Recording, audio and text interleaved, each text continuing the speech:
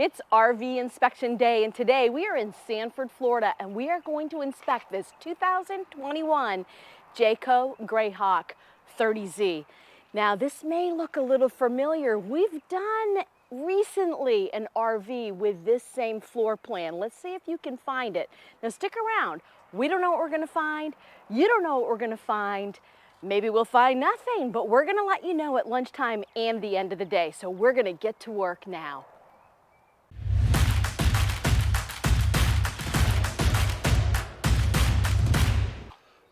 All right, first glimpse. We've done this model before, not too long ago, probably a month ago. Illinois Dave. So right from the get-go, that's the first thing. We're in the middle of a street. Good thing it's a dead end, but we're in the middle of a street. These are the kind of positions sometimes we've put into, but that's fine. At least there's no traffic here. See, we already have a leak, and I remember this. Behind this, and I will find this, there's a leak on those model in the rear wall of this, because your valve system is in here and there's the exhaust. So I remember that's the advantage of doing different models, because we kind of catch the same thing because it's the problem on production line. You know, I've got to address this because we've seen a couple of comments not too long ago about the quality of the units, and I thought that was a good way of putting it. We have this mindset that they used to build them so good back then, and now they're a piece of junk. I think the other thing also is, back in the days, way back, I'm not talking 2019, 2018, I'm talking about way back. The material they used to use was way stiffer, stronger. We had bigger rigs to be able to move them, and we didn't care, we wanted something solid. So, but with time, the material went cheaper, lighter, because our pickup can't haul what it used to haul, or we want to have a lighter machine because now GVWR is a big thing. So the quality of material even went down. So they're still building the same type of unit. It's just that the price is going up, the quality of the material is going down, the craftsmanship's going down, and we, the people that are buying those, want more. We're more demanding than we used to. Back in the days, you used to buy an RV and that was it, and that was like a car. Now people are starting to realize why you need an inspection. So we'll see you at lunchtime, what's going on with this unit. So lunchtime recap. So see this, well, for people who know, this is actually, the next step will be hot skin. I'm gonna test that, I haven't done that yet, but I am done with the propane. Tick, tick, again, another propane leak. This is a 2021. Most likely this is on the recall list. So these spigot here, they're known for that in a lot of manufacturers, a lot of travel trailers. So guys, be aware of this. There was a major recall, and a lot of people don't, or you move, or you sell the rig, so you don't know there's a recall. The roof is actually, that would be the second one. It's actually perfect. But perfect because somebody just went up there and put some sealant in the front, put some sealant in the corner, because knowing these models, we know exactly where we go. And typically they're good, but the two front corners are typically dilapidated even after a year or two. So, and as I was up there, just remember, go take a look once in a while, because that little trim where your roof comes up to your main trim, those screws and that little bevel, rubber bevel is in there, you'll see little holes once in a while after 6 months, a year. So tend to that, because that's where you're gonna have water disaster. Other than that, and I went on the undercarriage, I kind of went backwards again today, depending how I feel, and generators tested. So, and he only had this little, okay, so see, this is what I hate. When we have to figure it out with 110 and 15 amp, 20 amp, which is still good, I can still do my hot skin test, but on the inside to perform with the 2 AC at the same time, so the wife is happy, happy life, happy wife. Well, I run the generator, and then we can test all the system anyway, with this being the minimal. So let's go see what Laurel found at lunchtime. So it's lunchtime, and let's recap what I found so far. Let's talk about a lot of sealant. Now, when you're living in your RV, it's really important that you check the sealant around your sinks, because once you start getting those little pinholes, the water is going to drip down there and can really ruin your woodwork. So we're missing a lot of sealant in this sink here, right around here, all around the edges. The good thing is we're not missing any sealant on the backsplash area, which is great. But those are the areas you want to check in your own home after you've lived in there for a while. As a matter of fact, in the bathroom lavatory, we are missing sealant on each corners of the countertop itself, but not the actual sink. But then I did the shower, and guess what? It did leak. It leaked on both sides, on the bottom, on that railing. The thing is, it's missing some sealant. You've got to put a lot of sealant in there. Check your own sealant, because that's probably where the issue is to begin with. Going through the furniture, I have a really tiny, and I mean minute little scuff mark down here at the bottom of the furniture. The furniture is beautiful. But let's talk about the dinette. So I took the dinette apart and I put it all down into a bed. And over here, if you can come closer to this, you've got 4 screws that hold your dinette in. Do you see there's only one and it's half screwed in? Yes, so we're missing 3 screws.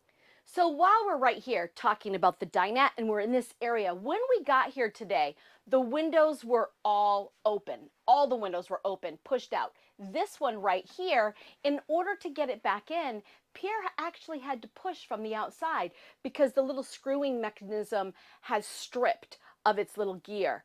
So could there be a reason why the windows were out already when we got here? Because this is like new in here. It smells great. It's not like they're trying to get rid of odors. Why would the windows be open? I'll leave you on that note. Tell me in the comments below. What do you think? While we're on the subject of the furniture though, let's talk about the bedding. So can you see into the bedroom here? Can you all see the bedding here? This is not our job to strip the beds, but we're inspecting for you. So if you're buying a used unit, it's really important that you find out, have they moved everything out? Because in this situation, the beds are made, and the times that I've had to flip the bedding and stuff, it's kind of a strange situation to be in somebody else's bedding. And not only that, in their dishes. So I've got to check the cupboards, and I've got to make sure there's no leaks under cupboards, inside, everything. And when you leave it like this, it's kind of hard to inspect those things. And again, it's not our job as the inspector to pull everything out of the cupboards. Just keep that in mind if you're buying a used unit, making sure that they have moved everything out so that I can properly inspect it, or your inspector can properly inspect it. We just want to make sure that you're getting what you paid for, and we want to check everything in those cupboards. So I'll still have quite a few things to do after lunch. I still have my fridge and my floors and my ceilings and my walls. So I'll have a lot to tell you come the end of the day.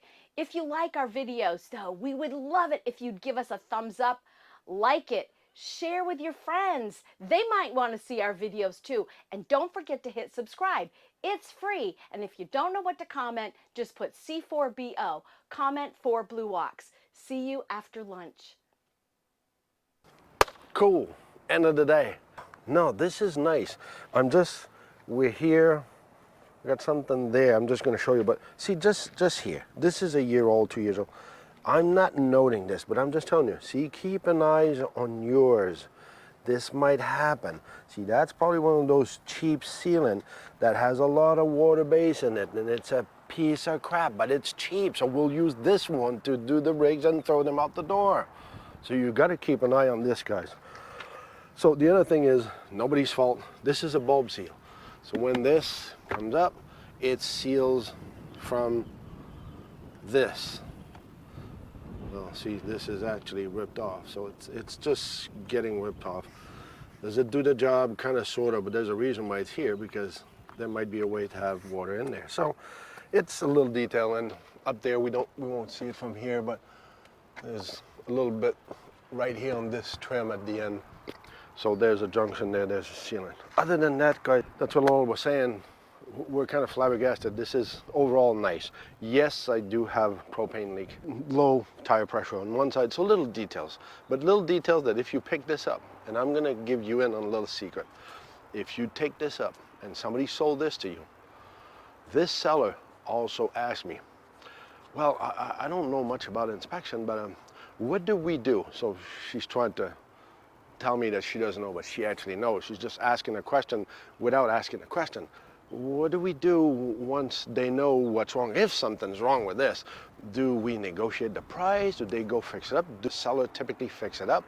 Guys, don't put us into this situation. This is not our business. This is your business. The way you want to negotiate this, it's all yours. You're open book from the seller to the buyer. As a buyer, be smart. She just gave you the entryway.